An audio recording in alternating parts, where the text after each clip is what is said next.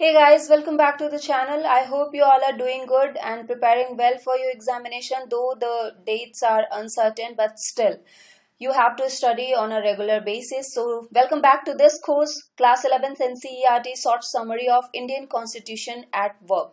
बहुत इंपॉर्टेंट है ये और बहुत सारी चीजें मैं ऑलरेडी डिस्कस कर चुकी हूँ. आज जो हम डिस्कस करेंगे वो भी काफी ज्यादा इंपॉर्टेंट होगा. But before I proceed, again I would say, if you haven't subscribed on Academy Plus, then do it and use the referral code RANK10 to get the discount of 10%, and top educators will help you in preparing for your examination. And if you haven't subscribed this channel, then do that also. आप hit the bell icon to get the regular updates from here. और यहाँ पे environment and ecology या फिर Indian economy के लिए भी आप वीडियोस देख सकते हो. वहां पे आपको अच्छे ढंग से इंडियन इकोनॉमी समझाई जाएगी और एनवायरमेंट एंड इकोलॉजी भी समझाई जाती है. पीआईबी की भी एनालिसिस यहाँ पे आप देख सकते हो. और भी अगर कोई कोर्सेस आप चाहते हो कि यहाँ पे लाया जाए तो आप कमेंट बॉक्स में टाइप कर सकते हो. Will definitely consider it. So आज हम क्या क्या डिस्कस करने वाले हैं. मैं ऑलरेडी डिस्कस कर चुकी हूँ कॉन्स्टिट्यूशन कैसे बना, क्यों जरूरत है कॉन्स्टिट्यूशन की, हमारे राइट्स क्या हैं, fundamental rights, fundamental duties, everything. DPSP also we have discussed. Election and representation, election commission, election commissioner and all, everything we have discussed. Executive हम डिस्कस कर चुके थे, legislature भी हम थोड़ा सा डिस्कस कर चुके थे, and the important part is left that we are going to discuss today. और जुडिशरी का पार्ट भी आज हम कंप्लीट करेंगे. Okay, first of all legislature से जो भी चीजें इंपॉर्टेंट थी वो मैं ऑलरेडी डिस्कस कर चुकी हूँ. कैसे लॉ यहाँ पे बनाया जाता है. एग्जीक्यूटिव का काम होता है जो भी फ्रेम की जाती है पॉलिसीज एंड ऑल, उसको एग्जीक्यूट करना. लेजिस्लेचर का काम होता है उसको बनाना. अब यहाँ पे इंपॉर्टेंट थिंग इज कि how does the parliament make the laws. कैसे एक लॉ बनता है. अब लॉ बनने के पहले कोई भी इंट्रोडक्शन से लेके फाइनली जब वो पास होता है, रेटिफाई होता है प्रेसिडेंट से, तब जाके वो कहीं एक लॉ बनता है. शुरुआत में वो क्या होता है, एक्ट होता है. तो अब इसका एक लंबा प्रोसीजर है. और मैं आपको बता दूं कि कोई भी जब बिल एक इंट्रोड्यूस किया जाता है ना पार्लियामेंट में, उसके पहले भी बहुत ज्यादा उस पर डिबेट होते हैं कि उस पर्टिकुलर बिल को इंट्रोड्यूस करने की जरूरत क्या है. एक पॉलिटिकल पार्टी गवर्नमेंट पे प्रेशर डाल सकती है जब वो इनिशिएट करती है उस बिल को, क्योंकि उन्होंने क्या किया होता है, जो पब्लिक है उससे प्रोमिसेस किए होते हैं इलेक्शन के जस्ट पहले कि आपने अगर हमें वोट दिया तो हम किसानों का कर्ज माफ कर देंगे. और फिर उसके बाद वही है ना, जितने भी वादे एंड ऑल किए जाते हैं पॉलिटिकल पार्टीज के द्वारा, वो सब इलेक्शन के पहले किए जाते हैं. तो अब उस इलेक्शन के चांसेस को कि वो विन हो, वो क्या करते हैं, प्रेशर डालते हैं कि इस पर्टिकुलर बिल को आपको पास करना है. इस तरीके से ये बिल जो है वो इंट्रोड्यूस होता है. उसके बाद यहाँ पे लॉ मेकिंग जो होती है वो एक लीगल प्रोसीजर तो नहीं होती है, बट होती है वो पॉलिटिकल कोर्स ऑफ एक्शन. तो यहाँ पे जो प्रिपरेशन होती है बिल की, उसमें बहुत ज्यादा कंसिडरेशन होती है कि क्या क्या मतलब उसमें लग सकता है, रिसोर्सेस क्या क्या लग सकते हैं, क्या इम्प्लीमेंटेशन करना है, क्या रिक्वायरमेंट है लॉ को लेके, ये सारी चीजें यहाँ पे क्या होती है, डिस्कस होती हैं. और ये एक लंबा प्रोसीजर होता है.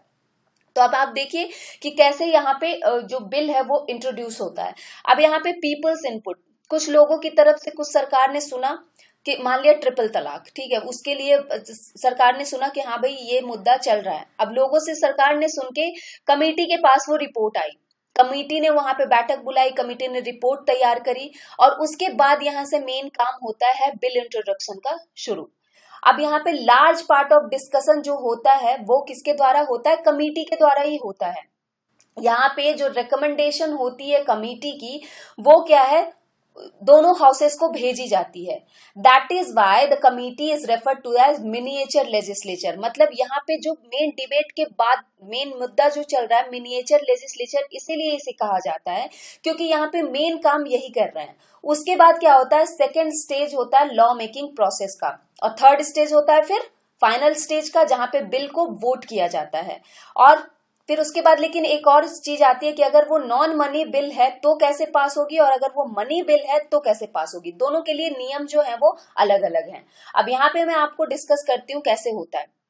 हाउसेस जो हैं, जो भी हाउस में भेजा जाता है वो या तो एक्सेप्ट कर सकते हैं या फिर रिजेक्ट कर सकते हैं उस रिपोर्ट को। उसके बाद डिटेल डिस्कशन होता है उस पर्टिकुलर बिल को लेके हाउसेस में। उसके बाद अगर उनको अच्छा लगता है तो वो एक्सेप्ट करते हैं, नहीं तो फिर वो रिजेक्ट करते हैं। अब लोकसभा से हुआ तो फिर वो पास किया जाएगा राज्यसभा को। उसके बाद जब राज्यसभा इस पर्टिकुलर बिल को अप्रूव करती है या फिर रिकमेंडेशन के लिए सजेस्ट करती है, तो फिर वो आगे की तरफ बढ़ता है। और अगर दोनों हाउसेस में कोई डिसएग्रीमेंट हो जाती है, किसी बात को लेकर डिबेट हो जाता है कि दोनों में कॉन्फ्लिक्ट अराइज हो जाता है, तो फिर वहां पे जॉइंट सीटिंग की ज्वाइंट सेशन जो है वो पार्लियामेंट द्वारा रखा जाता है। उसके बाद ज्वाइंट सेशन होने के बाद फाइनली क्या होता है, ये प्रेसिडेंट के पास भेजा जाता है अप्रूवल के लिए। अगर प्रेसिडेंट इसे अप्रूव कर देते हैं, रैटिफाई कर देते हैं, तो प्रेसिडेंट के असेंट मिलने के बाद ही वो बिल जो है वो लॉ बन जाता है, एक्ट से लॉ बन जाता है। अब बिल जो है वो किसी भी हाउसेस में इंट्रोड्यूस किया जा सकता है। In case of non money bill, अगर मनी बिल है तो कहाँ इंट्रोड्यूस होगा ये भी मैं आपको बताऊंगी, बहुत इंपॉर्टेंट होगा वो। उसके बाद इंट्रोडक्शन जब बिल का हो जाता है तो फिर बिल जो है वो कमिटीज के पास भेजी जाती है डिस्कशन के लिए। उसके बाद कमिटी रिपोर्ट तैयार करती है, तो जैसा कि मैंने आपको बताया। अब यहाँ पे होता है कि राज्यसभा, राज्यसभा जो है यहाँ पे एक मनी बिल अगर है तो मनी बिल सिर्फ और सिर्फ लोकसभा में इंट्रोड्यूस हो सकता है, राज्यसभा में वो इंट्रोड्यूस नहीं हो सकता। उसके बाद वो पास किया जाता है राज्यसभा के पास। राज्यसभा यहाँ पे डिस्कशन करती है, कमिटीज को यहाँ पे जो भी है डिस्कशन यहाँ पे होता है। मिनिएचर लेजिस्लेचर इसीलिए कहा जाता है इसे। अगर मनी बिल है तो राज्यसभा या तो उसको अप्रूव कर सकती है या फिर उसको बिल को अप्रूव कर सकती है, या फिर उसमें सजेशन को मतलब कह सकती है कि इसमें कुछ आप चेंजेस करो, कुछ सजेशन उनको दे सकती है। लेकिन राज्यसभा के पास ये हक नहीं है कि वो उस बिल को रिजेक्ट कर दे। अगर राज्यसभा 14 दिनों के अंदर में कोई एक्शन नहीं लेती है तो उस बिल को ऑटोमेटिकली माना जाता है कि वो बिल जो है वो पास्ड है। तो यहाँ पे आपने देखा कि नॉन मनी बिल और मनी बिल में राज्यसभा का क्या है। तो यहाँ पे जैसे कि मैंने आपको बताया कि राज्यसभा को 14 दिन में डिसीजन अपना ले लेना है, या तो आप उसको अप्रूव कर दो या तो सजेशन के साथ भेज दो। अब ये लोकसभा पे डिपेंड करता है कि वो राज्यसभा के सजेशन को मानते हैं या फिर नहीं मानते हैं। ये लोकसभा के ऊपर कंप्लीटली होगा। ज्वाइंट सेशन जो होता है यहाँ पे, ये कॉन्स्टिट्यूशन द्वारा इसलिए लाया जाता है ताकि जो डेडलॉक होता है दोनों हाउसेस के बीच में एक बिल के पैसेज को लेके उसको रिजॉल्व किया जा सके। उसके बाद उसमें बहुत सारी चीजें होती हैं, जो भी सिचुएशन होता है, जो भी उसके फॉलोइंग्स होते हैं, वो ज्वाइंट सेशन के अलग होते हैं। अगर कोई बिल जो है रिजेक्ट होता है दूसरे हाउस के द्वारा तो ज्वाइंट सेशन बुलाया जा सकता है। और अगर एक हाउसेस जो है फाइनली डिसअग्रीड हो जाती है अमेंडमेंट को लेके, उस बिल के अमेंडमेंट को लेके, तो भी ज्वाइंट सेशन बुलाया जा सकता है। तो अलग अलग सिनेरियोज हैं जिसके लिए बिल के लिए ज्वाइंट सेशन बुलाया जा सकता है। और ये जो है द स्पीकर ऑफ लोकसभा जो है वो प्रिसाइड करते हैं joint session of the two houses, and deputy speaker उनके एब्सेंस में।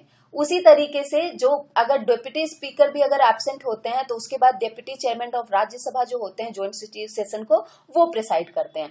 और जब ज्वाइंट सेशन जो होता है वो लोकसभा का, वो डिसॉल्व होता है after the president has notified his intention कि समन सच अ सिटिंग। मतलब यहाँ पे प्रेसिडेंट का एक बहुत अहम रोल होता है। तो आपने देख लिया कि ज्वाइंट सेशन कैसे होता है। अब यहाँ पे देखिए टाइप ऑफ बिल क्या, किस किस टाइप के बिल होते हैं। एक होता है गवर्नमेंट बिल, एक होता है प्राइवेट मेंबर बिल।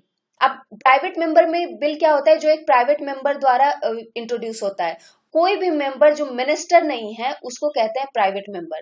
अब इनके चांसेस बहुत कम होते हैं अप्रूव होने के। अभी तक में 4 या 5 ही ऐसे प्राइवेट मेंबर बिल जो है वो अप्रूव हुए होंगे, तो इनके लेसर चांस होते हैं अप्रूवल के।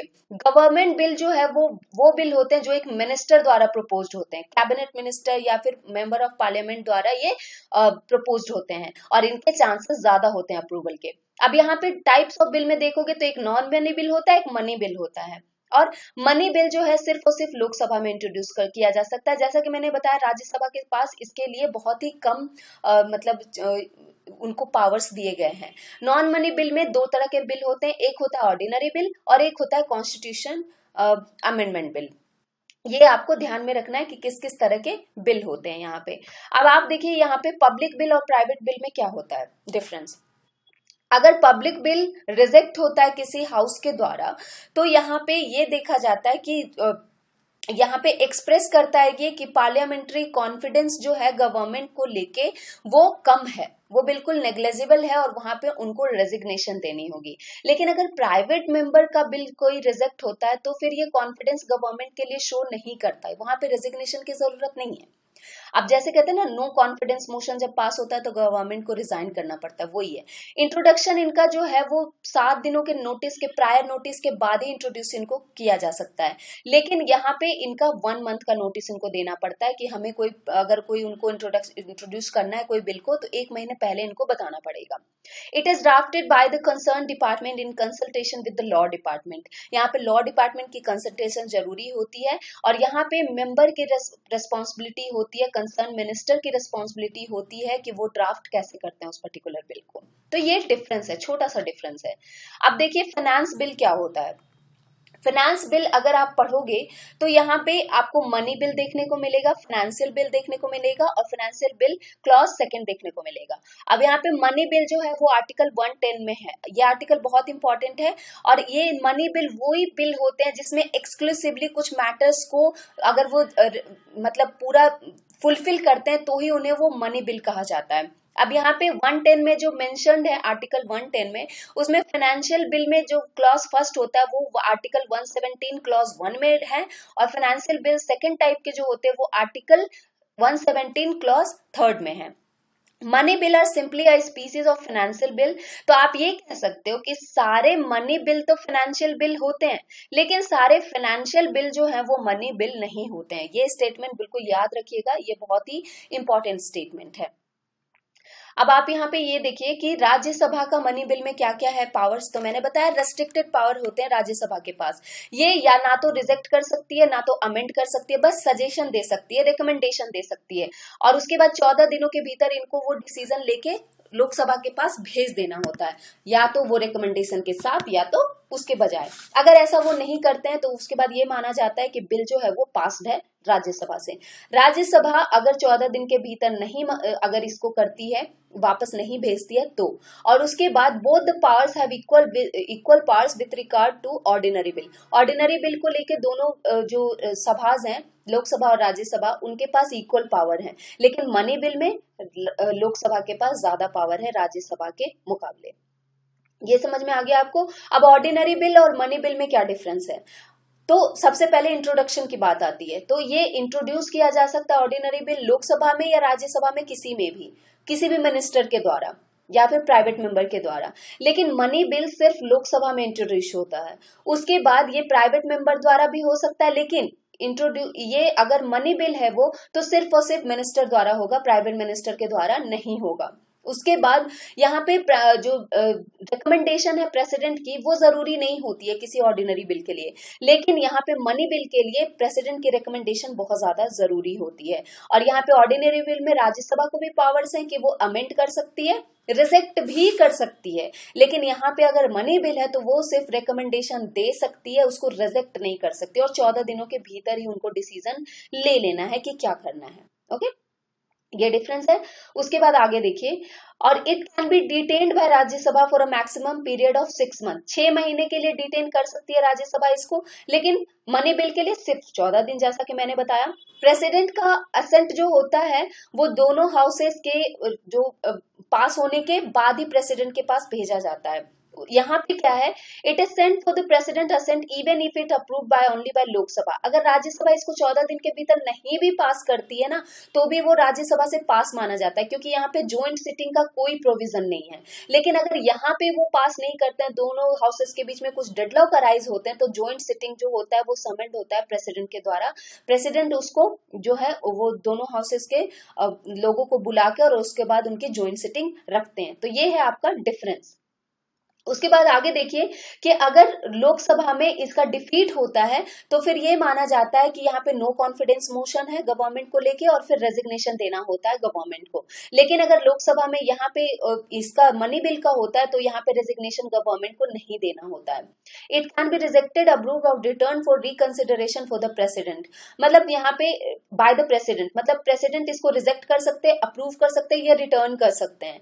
लेकिन प्रेसिडेंट मनी बिल को या तो रिजेक्ट कर सकते हैं या अप्रूव कर सकते हैं, लेकिन इसको रिकंसिडरेशन के लिए वापस नहीं भेज सकते, ठीक है, दोनों हाउसेस के पास में। तो ये प्रेसिडेंट के पावर है। तो ये आपको ध्यान में रखना है कि क्या क्या पावर्स हैं या क्या क्या मतलब एक ऑर्डिनरी बिल में और एक मनी बिल में क्या क्या डिफरेंसेस होते हैं। चलिए अब आगे देखते हैं। Okay, instrument of parliamentary control, कैसे मतलब पार्लियामेंट जो है दोनों लोकसभा और राज्यसभा पे अपना कंट्रोल रखती है। तो आप इस तरीके से देख सकते हो, सबसे पहले कि डेलिब्रेशन एंड डिस्कशन के द्वारा। अब ये डेलिब्रेशन और डिस्कशन में आपकी बहुत सारी चीजें आती हैं, जैसे कि क्वेश्चन आर करके या फिर 0 आवर में या फिर एडजर्नमेंट मोशन के द्वारा ये जो है इस पे नजर रख सकती है। उसके बाद अप्रूवल और रिफ्यूजल ऑफ लॉ। अब यहाँ पे जब भी मतलब कोई बिल का अप्रूवल होता है या रिफ्यूज होता है, तो यहाँ पे ये होता है कि अगर कोई पार्टी कोई गवर्नमेंट जो मेजोरिटी में है ना, तो वो अपनी मेजोरिटी का फायदा नहीं उठाएगी, उसको ग्रांटेड नहीं ले सकती है, क्योंकि यहाँ पे दूसरा हाउस जो है वो उसको रिजेक्ट कर सकता है। अब यहाँ पे जब डेलिबरेशन एंड डिस्कशन की बात आती है, तो लॉ मेकिंग प्रोसेस में जो मेंबर्स ऑफ लेजिस्लेचर होते हैं उनके पास अपॉर्चुनिटी होती है कि वो पॉलिसी या पॉलिसी डायरेक्शन को लेके जो एग्जीक्यूटिव के हैं उस पर सवाल वो कर सकें। उसके बाद यहाँ पे 0 आवर, क्वेश्चन आवर और ये सारी चीजें होती हैं, जो कि पार्लियामेंट के सेशन के द्वारा ये सारी चीजें की जाती हैं कि उनके ऊपर एक कंट्रोल रखा जा सके। जो भी पब्लिक इंपॉर्टेंस मैटर्स होते हैं ना, उनका यहाँ पे डिस्कशन होता है। और उसके बाद कुछ इंस्ट्रूमेंट्स होते हैं जो कंट्रोल करते हैं, एक्सरसाइजिंग कंट्रोल में इनको हेल्प करते हैं। अब यहाँ पे मोस्ट इफेक्टिव मेथड जो है एक executive and administrative agencies of government के लिए, वो आपका क्वेश्चन आवर होता है। क्वेश्चन आवर एक बहुत इंपॉर्टेंट चीज होती है जो कि इनको एक विजिलेंस रखने में मदद करती है, एग्जीक्यूटिव पे भी और एडमिनिस्ट्रेटिव एजेंसीज हो जो है गवर्नमेंट की उन पे। Approval and ratification of laws को लेके मैंने बता दिया कि कोई भी अगर मान लिया, जैसे क्या होता है ना कि अगर गवर्नमेंट लोकसभा में मेजोरिटी में है लेकिन राज्यसभा में नहीं है, तो फिर क्या होता है कि राज्यसभा के द्वारा तो वो रिजेक्ट हो सकती है। अब ऐसा बहुत बार होता है, अभी के दौर में भी हो रहा है, क्योंकि लोकसभा में जो है मेजोरिटी में है हमारी अभी करंट जो रूलिंग गवर्नमेंट पार्टी है। ऐसा जनता पार्टी के रूलिंग के द्वारा भी हुआ था 1977 में, और एनडीए रूलिंग जो उस समय 2000 में चल रही थी उस समय भी देखने को ये मिला था। बहुत सारे बिल जो है वो ऐसे ही बिना डिस्कशन के पास कर दिए जाते हैं दूसरे हाउसेस के द्वारा, जिसमें वो मेजोरिटी में होते हैं। लेकिन अगर दूसरा हाउस में मेजोरिटी में नहीं है तो वहां पे एक क्वेश्चन मार्क तो आता है। फाइनेंशियल कंट्रोल में देखिए कि तीसरा इंस्ट्रूमेंट इनका ये होता है कि फाइनेंशियल कंट्रोल के द्वारा ये गवर्नमेंट की स्पेंडिंग पे चेक रखते हैं। जैसे कि मैंने पहले बताया, फाइनेंशियल रिसोर्सेज जो होते हैं वो किसी भी प्रोग्राम को इम्प्लीमेंट करने के लिए या फिर जो बजट में गवर्नमेंट को पैसे मिलते हैं ना, उस पे एक चेक रखते हैं कि कैसे कैसे गवर्नमेंट किस किस चीजों को मतलब अप्रूव कर रही है, कहीं ज्यादा पैसे तो नहीं खर्च कर रही है गवर्नमेंट, या फिर जो मनी है उसको फालतू का खर्च तो नहीं कर रही। तो इन सब चीजों पे जो है वो ध्यान रखा जाता है फाइनेंशियल कंट्रोल के द्वारा। तो यहाँ पे क्या होता है कि before granting money the Lok Sabha जो है वो डिस्कस कर सकती है कि गवर्नमेंट को इन पैसों की जरूरत क्यों है। उसके बाद वो ये भी डिस्कस कर सकते हैं कि कहीं फंड का मिसयूज तो नहीं हो रहा है, या फिर वो जो सीएजी हमारे कंट्रोलर एंड ऑडिटर जनरल जो हमारी रिपोर्ट पेश करते हैं ना, उनके बेसिस पे भी अगर उसमें कुछ चीजें उभर के आई हैं तो वो उसको भी डिस्कस कर सकते हैं, क्योंकि सीएजी जो है हमारे वो फंड्स को लेके ही अपनी रिपोर्ट देते हैं।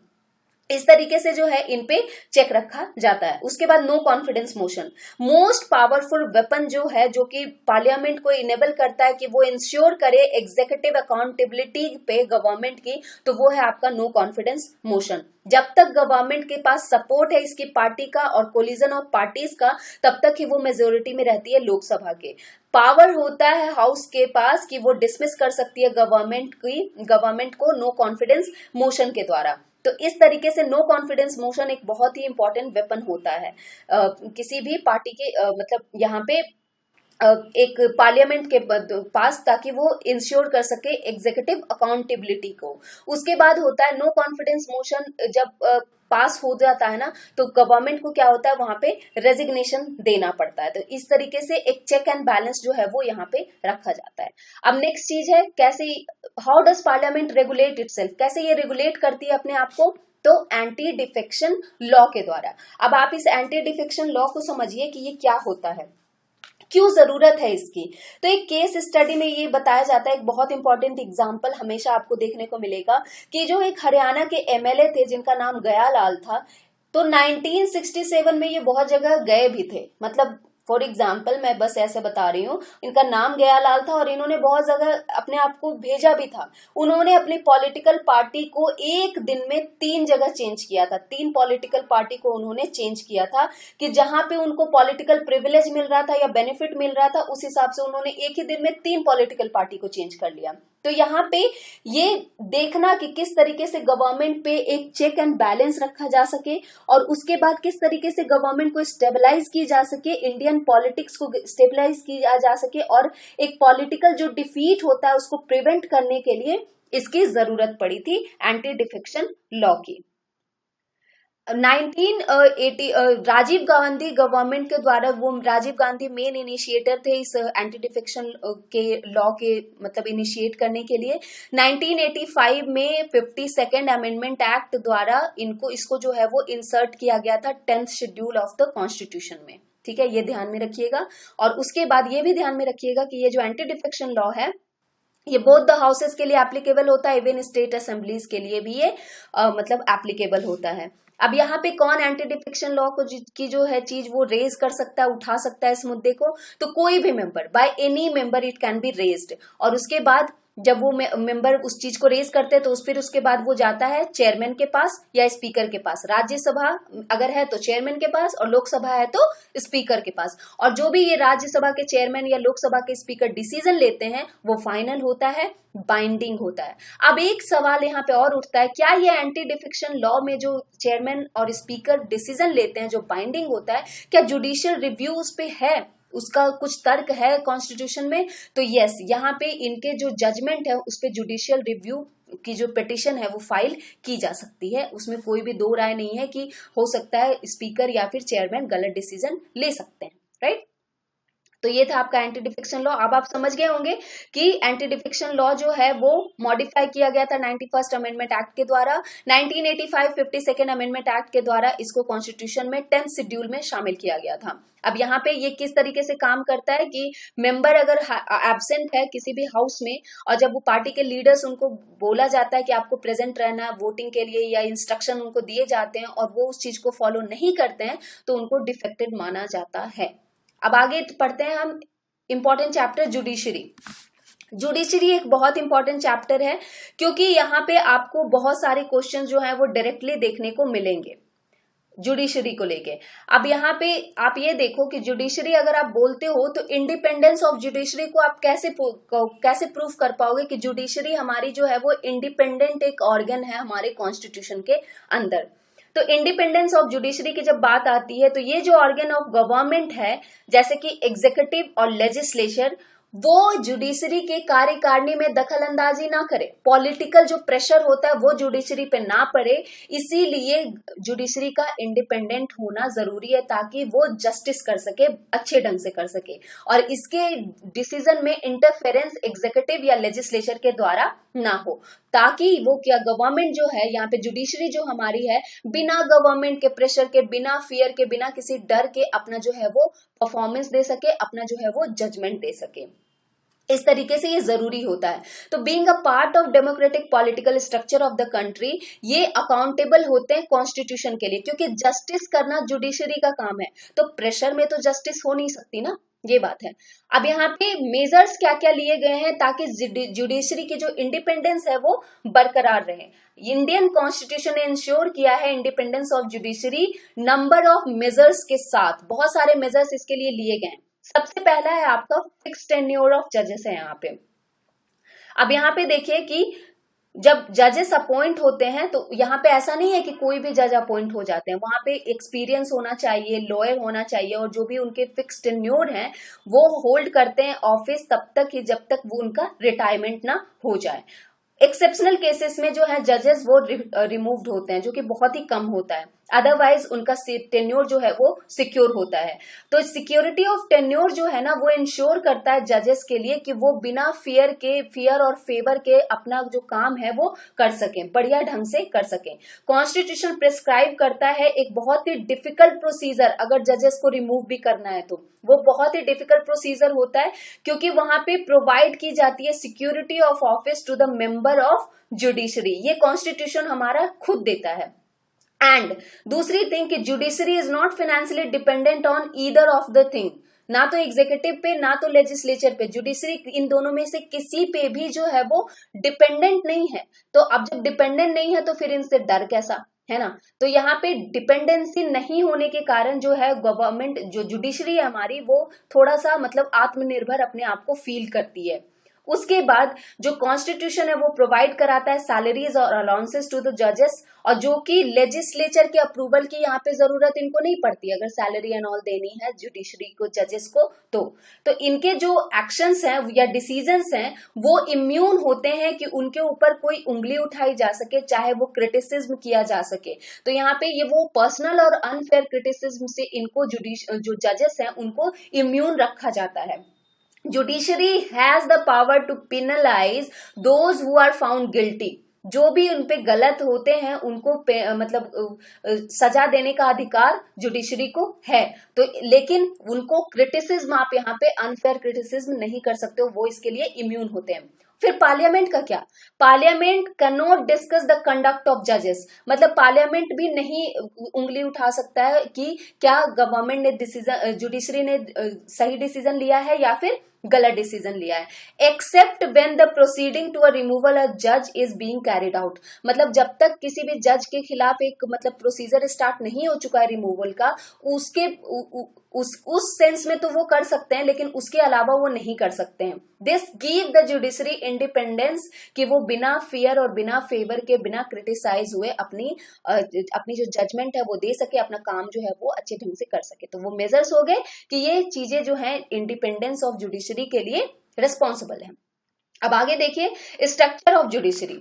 स्ट्रक्चर ऑफ जुडिशरी की जब बात आती है तो आपको पता है कि सबसे ऊपर जो होता है वो सुप्रीम कोर्ट होता है, उसके बाद हाई कोर्ट होता है, फिर डिस्ट्रिक्ट कोर्ट होते हैं और फिर सबऑर्डिनेट कोर्ट्स होते हैं। अब देखिए सुप्रीम कोर्ट ऑफ इंडिया जो है वो डिसीजन जो भी लेते हैं वो बाइंडिंग होते हैं सारे कोर्ट्स पे, फुल एंड फाइनल डिसीजन इनका होता है। वो ट्रांसफर कर सकते हैं, जजेस कैन ट्रांसफर जजेस ऑफ हाई कोर्ट, वो हाई कोर्ट के जजेस को ट्रांसफर भी कर सकते हैं। उसके बाद एक केस को दूसरे हाई कोर्ट में भेजना, ये भी वो कर सकते हैं। Can transfer cases from one high court to another court, या फिर can move cases from any court to itself, मतलब दूसरे कोर्ट से अपने पास भी केस ले सकते हैं और किसी एक हाई कोर्ट से दूसरे हाई कोर्ट के पास भी वो केस भेज सकते हैं। हाई कोर्ट के पास क्या होता है कि जो लोअर कोर्ट्स के अपील्स होते हैं वो उनको सुनना होता है। उसके बाद वो रिट्स भी इशू कर सकते हैं, जो कि मैं 5 जो रिट्स हैं वो जो इंपॉर्टेंट वो मैं डिस्कस ऑलरेडी कर चुकी हूँ। तो फंडामेंटल राइट्स के लिए भी वो जो है इसको डिस्कस कर सकते हैं। उसके बाद can deal with the cases with in the jurisdiction of the state, ये भी है। और एक्सरसाइजेस सुपर कंट्रोल रखते हैं जो लोअर कोर्ट्स हैं उनके ऊपर, ये हाई कोर्ट। हाई कोर्ट के अंदर आते हैं आपके डिस्ट्रिक्ट कोर्ट। उनका ये होता है कि वो जो डिस्ट्रिक्ट में जो केसेस अराइज होते हैं वो उनको डील करते हैं, और उसके बाद वो जो इन्वॉल्व सीरियस क्रिमिनल ऑफेंसेस होते हैं ये इनको भी डिसाइड करते हैं। फिर डिस्ट्रिक्ट कोर्ट के बाद उनके अंदर आते हैं सबऑर्डिनेट कोर्ट। तो ये इसमें सिविल और क्रिमिनल दोनों तरह के नेचर के केसेस आते हैं, ये ध्यान में रखिएगा। ऐसा नहीं है कि सबऑर्डिनेट के कोर्ट सिर्फ सिविल मैटर्स को डील करते हैं, क्रिमिनल मैटर्स को भी डील करते हैं। क्रिमिनल मैटर अगर कोई क्राइम किसी सिटीजन के द्वारा किया गया है तो उसके बाद FIR फाइल होता है, उसके बाद रिपोर्ट फाइल होने के बाद वो केस के पास कोर्ट जाता है और कोर्ट उसको हैंडल करती है। सिविल मैटर में क्या होता है कि डिस्प्यूट होता है किसी भी चीज को लेके, चाहे वो वायलेशन ऑफ फंडामेंटल राइट हो किसी सिटीजन का, तब जाके वो सिविल नेचर के केसेस जो होते हैं वो भी हमारी जुडिशरी सबऑर्डिनेट कोर्ट के अंदर जो उसको है देखती है। अब आगे देखिए jurisdiction of supreme court. Supreme court कैसे काम करती है और क्या क्या जुरिसडिक्शन है इनके पास, क्या क्या चीजें ये कर सकते हैं। 3 चीजें हैं बहुत इंपॉर्टेंट कि jurisdiction of supreme court of India के पास ओरिजिनल जुरिसडिक्शन है, एपेलेट जुरिसडिक्शन है और एडवाइजरी जुरिसडिक्शन है। अब तीनों में क्या क्या डिफरेंस है, कैसे कैसे ये होते हैं, ये मैं आपको बता देती हूँ। सबसे पहले जो ओरिजिनल जुरिस्डिक्शन आता है उसमें क्या होता है, वो डिस्प्यूट को सेटल करते हैं between the union and state and, मतलब एक स्टेट और दूसरे स्टेट के बीच में अगर कुछ है तो भी, या एक स्टेट एक तरफ और दो या दो से ज्यादा स्टेट एक तरफ तो भी, या फिर यूनियन एक तरफ और स्टेट एक तरफ तो भी। तो ये जो केसेस होते हैं वो जो डिस्प्यूट्स होते हैं वो होते हैं ओरिजिनल डिस्प्यूट। यहाँ पे जो है ये इंटरप्रेट कर सकते हैं powers of the union and state government. यहाँ पे जुडिशरी जो है हमारी वो किसी भी यूनियन के पावर को या स्टेट गवर्नमेंट के पावर को भी चैलेंज कर सकती है। अब जैसा कि मैंने बताया सुप्रीम कोर्ट के पास ऑलरेडी बहुत सारे पावर्स हैं, जजेस के पास ऑलरेडी पावर्स हैं। तो अब ये यहाँ पे एक चीज और मैं यहाँ पे भूल गई बताना आपको कि जब यहाँ पे रिमूवल ऑफ जजेस की बात आती है तो जैसा कि मैंने बताया वो बहुत ही ज्यादा डिफिकल्ट और बहुत ही एक ऐसा प्रोसीजर होता है जिसमें दोनों हाउसेस की स्पेशल मेजोरिटी की जरूरत होती है। ठीक है, स्पेशल मेजोरिटी होने के साथ साथ ऐसा बहुत कम होता है कि किसी भी जजेस को उनके पद से हटाया जाए। एक बैलेंस ऑफ पावर और इंडिपेंडेंस ऑफ जुडिशरी जो है ना वो बरकरार रखना एक बहुत ही इंपॉर्टेंट चीज होती है। तो अगर सुप्रीम कोर्ट के किसी भी जज की रिमूवल की बात आती है तो उसका जो है पार्लियामेंट में डिस्कशन होता है, उसका कंसिडरेशन होता है, और जब total strength of the house के बाद स्पेशल मेजोरिटी के पास 2/3 जो मेजोरिटी होती है उससे पास होता है तो जाके इनका रिमूवल होता है। आज तक ऐसा कभी हुआ नहीं है। एक अनसक्सेसफुल अटेम्प्ट किया गया था एक जज को रिमूव करने के लिए 1991 में, और रामास्वामी जो थे जज उस समय, जस्टिस रामास्वामी जो चीफ जस्टिस थे उस समय, उनको उनके खिलाफ ये याचिका दायर की गई थी। उनको ये कहा गया था कि उन्होंने कुछ मतलब ब्राइवरी वाले केसेस में वो इन्वॉल्व थे, तो लेकिन वो फिर उनको बिल्कुल ही निर्दोष वहां पे साबित किया गया था। तो यहाँ पे आप ये देखिए कि जब बात आती है कि ओरिजिनल जुरिस्डिक्शन की, तो यहाँ पे ये बस मतलब होता है कि यहाँ पे सुप्रीम कोर्ट डायरेक्टली कंसीडर कर सकती है किसी भी मैटर को without going to the lower courts. बिना हाई कोर्ट या डिस्ट्रिक्ट कोर्ट गए सुप्रीम कोर्ट जो है इसको डायरेक्टली कंसीडर कर सकती है। अब यहाँ पे क्या होता है, सुप्रीम कोर्ट के पास ओरिजिनल जुरिस्डिक्शन है तो यूनियन और स्टेट के बीच में कोई कॉन्फ्लिक्ट है तो वो भी उसको डील कर सकती है, या फिर कोई भी स्टेट गवर्नमेंट दो या दो स्टेट के बीच में है तो भी डील कर सकती है। अब यहाँ पे देखिए कि जब अपेलेट ज्यूरिस्डिक्शन की बात आती है तो वो चीज अलग हो जाती है। अब एक और चीज देखिए, ज्यूरिस्डिक्शन ऑफ सुप्रीम कोर्ट में रिट का भी ज्यूरिस्डिक्शन आता है। तो आपको मैंने 5 रिट ऑलरेडी बताए थे, हेबिस कॉर्पस, मैंडेमस, प्रोहिबिशन, सर्च्यूरी और कोवेरेंटो। तो यहाँ पे जब वायलेशन होता है फंडामेंटल राइट का, तो जब यहाँ पे कोई भी जो व्यक्ति है, पर्टिकुलर व्यक्ति, वो सुप्रीम कोर्ट को डायरेक्टली जा सकता है सुप्रीम कोर्ट के पास रेमेडी के लिए। और यहाँ पे जो रिट्स है वो इशू जब किए जाते हैं तो सुप्रीम कोर्ट की जो पावर है अंडर दिस आर्टिकल 32 वो थोड़े रेस्ट्रिक्टेड हैं as compare to the article 226 of high court. तो आर्टिकल 226 जो हाई कोर्ट का होता है ना, इट्स लाइक एक एडमिनिस्ट्रेटिव एक्शन जो है वो लाइक अगर कोई भी एडमिनिस्ट्रेटिव एक्शन अफेक्ट नहीं करता है फंडामेंटल राइट को, तब भी वो हाई कोर्ट में फाइल किया जा सकता है अंडर आर्टिकल 226। लेकिन अगर ऐसा है कि एडमिनिस्ट्रेटिव एक्शन को कोई भी मतलब फंडामेंटल राइट का वायलेशन हो रहा है तो ही वो सुप्रीम कोर्ट के पास जा सकता है, जो कि आर्टिकल 32 के अंदर लिखा गया है। तो यहाँ पे हाई कोर्ट जो है वो अपने संज्ञान में ले सकता है कोई भी मैटर अगर वो फंडामेंटल राइट से रिलेटेड नहीं है तो भी। लेकिन सुप्रीम कोर्ट के पास ये पावर नहीं है। अगर वो फंडामेंटल के राइट के वायलेशन को लेके है तो ही वो रिट्स इशू कर सकते हैं। लेकिन हाई कोर्ट 226 ऐसा नहीं है, वो कोई भी जो मैटर है जो बिना इसके फंडामेंटल राइट्स के इसके बाहर भी है तो भी वो संज्ञान में ले सकता है। एपेलेट जुरिस्डिक्शन, ये supreme court will reconsider the cases and legal issues involve in it. अब यहाँ पे क्या होता है, मान लिया किसी एक केस को लोअर कोर्ट ने कोई भी जजमेंट दे दी। अब हायर कोर्ट जो सुप्रीम कोर्ट है वो उसको रिव्यू करेगा केस को, जो कि ऑलरेडी डिसाइडेड किया जा चुका है लोअर कोर्ट के द्वारा, और अगर उसको लगेगा कि नहीं ये गलत है या फिर उसमें कुछ सुधार चाहिए तो उसको null and void supreme court कर सकता है। एडवाइजरी जुरिस्डिक्शन क्या होता है ये देखिए। एडवाइजरी जुरिस्डिक्शन में ये होता है कि ओरिजिनल और अपेलेट ज्यूरिसडिक्शन के साथ साथ सुप्रीम कोर्ट ऑफ इंडिया के पास जो है ये ज्यूरिसडिक्शन इसलिए दिया जाता है कि अगर प्रेसिडेंट कोई भी मैटर को जो कि पब्लिकली इम्पोर्टेंट है अगर इन्वॉल्व करती है कि यहाँ पे सुप्रीम कोर्ट जो है वो इंटरप्रेट करे, कॉन्स्टिट्यूशन के लिए इंटरप्रेट करे, अपनी एडवाइस दे, तो सुप्रीम कोर्ट जो है यहाँ पे जो प्रेसिडेंट है हमारे वो सुप्रीम कोर्ट से कहते हैं कि आप हमारी मदद करो। लेकिन सुप्रीम कोर्ट के ऊपर ये डिपेंड करता है कि वो प्रेसिडेंट को एडवाइस देना चाहे या फिर नहीं देना चाहे। सुप्रीम कोर्ट जो है वो बाउंड नहीं होती है कि उनको एडवाइस उस मैटर पे देना ही है, और प्रेसिडेंट अगर एडवाइस दे भी देती है सुप्रीम कोर्ट प्रेसिडेंट को, तो भी प्रेसिडेंट भी बाउंड नहीं होते हैं कि वो सुप्रीम कोर्ट के जो उन्होंने एडवाइस दी है वो उनको माने ही, जरूरी नहीं है कि वो उनको माने ही। तो इस तरीके से एडवाइजरी ज्यूरिसडिक्शन जो है आपका काम करता है। अब आगे देखिए, दो चीजें और आती है। Article 137, the Supreme Court shall have the power to review any judgment pronounced or order made by it. Judicial review के बारे में ये बात हो रही है, आर्टिकल 137। उसके बाद आता है आपका article 144, all authorities civil and judicial in the territory of India shall act in aid of supreme court. मतलब जितनी भी चीजें हैं, जो भी कोई भी अथॉरिटी है, सिविल है या जुडिशियल है, जो भी इंडियन टेरिटरी के अंदर आ रही है, वो सुप्रीम कोर्ट के दायरे के अंदर ही रह के काम करेगी। ठीक है, ये है आपका आर्टिकल 144। अब आगे देखिए, जुडिशियल एक्टिविज्म और पब्लिक इंटरेस्ट लिटिगेशन और सोशल एक्शन, इसको तीन नाम है इसका। PIL कह सकते हो, जुडिशियल एक्टिविज्म कह सकते हो, या SAL कह सकते हो।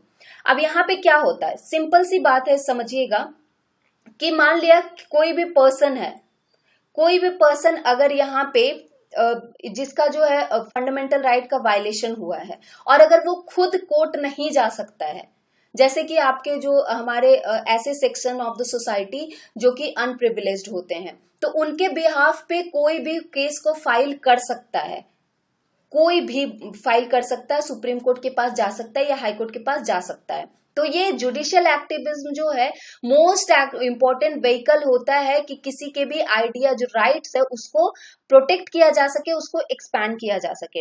It has forced executive accountability, मतलब एग्जीक्यूटिव जो अकाउंटेबिलिटी होती है उसको ये फोर्स करता है, और उसके बाद ये जो इलेक्टोरल सिस्टम को फ्री एंड फेयर रखने के लिए भी ये हेल्प करता है। अब यहाँ पे आपको जैसे मैंने बताया आर्टिकल 32 और आर्टिकल 226 में क्या डिफरेंस है, हाई कोर्ट और सुप्रीम कोर्ट के पास रिट्स को इशू करने के लिए क्या क्या चीजें हैं। अब जुडिशियल रिव्यू की बात जो मैंने की आपको यहाँ पे आर्टिकल 137, वो भी मैंने आपको बताया कि जुडिशियल रिव्यू जो सुप्रीम कोर्ट है वो इसलिए करती है कि अगर उनको लगता है कोई भी डिसीजन उन्होंने गलत लिया है तो उसको वो सुधार सके।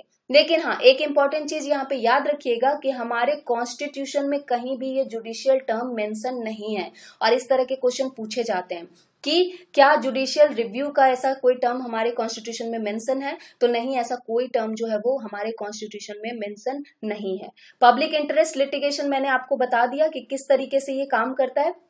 कोई भी अग्रीव पर्सन जो है वो PIL फाइल कर सकता है, अगर किसी का भी फंडामेंटल राइट का वायलेशन होता है तो वो सुप्रीम कोर्ट के पास जा सकता है जुडिशियल रिव्यू के लिए। जो रिट के पावर हैं और रिव्यू के पावर हैं वो जुडिशरी को बहुत ज्यादा एक स्ट्रॉन्ग चीज बनाते हैं, एक पावरफुल ऑर्गन बनाते हैं, और इसके रिव्यू पावर का मतलब होता है कि जुडिशरी जो है वो इंटरप्रेट कर सकती है कॉन्स्टिट्यूशन में या फिर जो भी लॉ लेजिस्लेचर ने पास किए हैं, तो उसको इंटरप्रेट करने की ताकत जो है वो जुडिशरी के पास है। तो जब PIL को एंटरटेन करने की बात आती है तो ये जो PIL फाइलिंग की बात होती है ना, ये जुडिशरी को एक और बहुत ज्यादा स्ट्रेंथ देती है। तो तीन चीजें हो गई जो जुडिशरी को स्ट्रेंथ दे रही है ना, जैसा कि मैंने बताया, judicial interpretation, judicial review, sorry, उसके बाद इंटरप्रिटेशन जो कि लेजिस्लेचर ने अगर कोई लॉ पास किया है तो जुडिशरी उसको मतलब इंटरप्रेट कर सकती है, और उसके बाद PIL जो फाइल होता है उसके द्वारा भी जो जुडिशरी को है हमारी वो एक बल मिलता है, राइट। अब नेगेटिव साइड क्या है, नेगेटिव साइड की अब अगर सारे PIL कोर्ट के पास जाएंगे तो क्या होगा, कोर्ट जो है वो ओवरबर्डन हो जाएगा। एक एक केस, ऑलरेडी हमारे जुडिशरी के पास ऐसे केसेस है कि एक केस आज फाइल हुआ ना, तो फिर मतलब पता नहीं 6 महीने या साल भर या 2 साल के बाद आपका नंबर आएगा कि उस कोर्ट की हियरिंग होगी। तो हमारी जुडिशरी में जजेस कम हैं और लेकिन केसेस बहुत ज्यादा हैं। कोर्ट भी इतना ज्यादा ओवरबर्डन हो चुकी है कि उनके लिए ये छोटी छोटी चीजों को डील करना बहुत ही मुश्किल हो जाता है। अब आप देखो, एक निर्भया कांड के फाइनल जजमेंट आने में, फाइनल चीजें होने में 8 साल लग गए, राइट, जबकि उसे फास्ट ट्रैक कोर्ट हैंडल कर रही थी। तो एक एग्जाम्पल काफी है यहाँ पे। जुडिशियल एक्टिविज्म जो है वो एग्जीक्यूटिव और लेजिस्लेचर के बीच की जो लाइन है, जो एक थिन लाइन होती है जो जोड़ती है दोनों को, वो उसको डिस्टिंक्ट करती है, उसको एक ब्लर्ड करती है कि एक तरफ तो आपका जुडिशरी है और एक तरफ एग्जीक्यूटिव और लेजिस्लेचर है। तो किस तरीके से आप जुडिशियल एक्टिविज्म को जो है वो, मतलब अगर आप जुडिशरी हर बात पे, लेजिस्लेचर जो भी लॉ बनाया गया तो उस पे हर बात पे अगर उंगली मतलब उठाना शुरू कर देगी, अगर हर तरफ से क्वेश्चन रेज करना शुरू कर देगी, तो फिर वो भी एक बात आएगी ना कि लेजिस्लेचर फिर अपना काम कैसे करेगा, फिर एग्जीक्यूटिव जो है वो पॉलिसीज को एग्जीक्यूट कैसे करेगा, है ना। तो जुडिशरी को हर बात में भी दखल अंदाजी करना ठीक नहीं होता है, ये नेगेटिव साइड है इसका। The court has been involve in resolving question which belong to the executive. अब यहाँ पे वही बात हो गई कि अगर लेजिस्लेचर ने कुछ बताया, एग्जीक्यूटिव ने उसको एग्जीक्यूट किया, तो सुप्रीम कोर्ट फिर क्वेश्चन करेगी कि आपने ऐसा क्यों किया। तो ये नेगेटिव साइड है। अब जुडिशरी और इसके राइट्स बता दिया मैंने। फंडामेंटल राइट्स हैं जो इशू होते हैं, हेबिस कॉर्पस, मैंडेमस एस्टेक्स्ट्रा और सर्चियोरारी, और ये सारी चीजें मैं डिस्कस कर चुकी हूँ ऑलरेडी। आर्टिकल 32 में हाई कोर्ट के पास तो पावर है कि वो फंडामेंटल राइट्स के अलावा भी अगर कोई मैटर आता है इनके पास तो वो उसको संज्ञान में ले सकती है, लेकिन सुप्रीम कोर्ट के पास ये पावर नहीं है, थोड़ी कम है। अगर फंडामेंटल राइट से रिलेटेड है तो ही वो उसको हैंडल कर सकती है, जो कि आपके आर्टिकल 32 में लिखा गया है, कॉन्स्टिट्यूशनल रेमेडी। तो ये रहा जुडिशरी और उसके राइट्स। जुडिशियल रिव्यू ऑलरेडी मैं आपको बता चुकी हूँ, मोस्ट इंपॉर्टेंट पावर है हमारे सुप्रीम कोर्ट के पास, इंटरप्रेट कर सकती है कॉन्स्टिट्यूशन का जो भी लेजिस्लेचर ने लॉ पास किए हैं। उसके बाद अगर कोई सुप्रीम कोर्ट के पास ये पावर आती है कि वो कोई भी जो एग्जामिन कर सकती है, कोई भी कोर्ट के द्वारा कोई भी अगर चीजें पास की गई हैं तो उसको देख के, और अगर उनको लगता है इसमें कुछ गड़बड़ी है, नहीं ये नहीं होना चाहिए, तो वो उसको सुधार सकती है, उसको नल एंड वॉइड कर सकती है। तो जुडिशियल रिव्यू, रिट को इशू करना और उसके बाद PIL, ये सारी चीजें जो है एक हथियार है जुडिशरी के पास जो इसकी इंडिपेंडेंसी को एक बल देते हैं। The term judicial review is nowhere mentioned in the constitution, याद रखिएगा। It can strike down a law that goes against the fundamental right. Judicial review के द्वारा यही होता है कि अगर कोई भी लॉ पास किया गया छोटे कोर्ट के द्वारा या कहीं से भी और वो फंडामेंटल राइट्स का वायलेशन कर रहा है तो जुडिशरी इसको नल एंड वॉइड कर सकती है। So this was it for today. अगले लेसन में हम डिस्कस करेंगे फेडरलिज्म को। अब ये चैप्टर बहुत इंपॉर्टेंट होगा और लोकल गवर्नमेंट वाला चैप्टर भी हम अगले लेसन में डिस्कस करेंगे, काफी इंपॉर्टेंट होगा। तो टिल नाउ आई होप कि आपको ये चैप्टर समझ में आया है, जुडिशरी कैसे कैसे काम करती है और ये सारी चीजें। अगले लेसन के लिए प्लीज ट्यून रहिएगा। अगर आपको ये अच्छा लग रहा है तो शेयर करना इसको मत भूलिए। कोई भी कुछ सवाल है आपके, कुछ पूछना चाहते हो, कुछ बताना चाहते हो, कुछ सलाह देना चाहते हो, comment box is available for you. Stay tuned and don't forget to subscribe the channel. It's me Anamika signing off. Bye bye.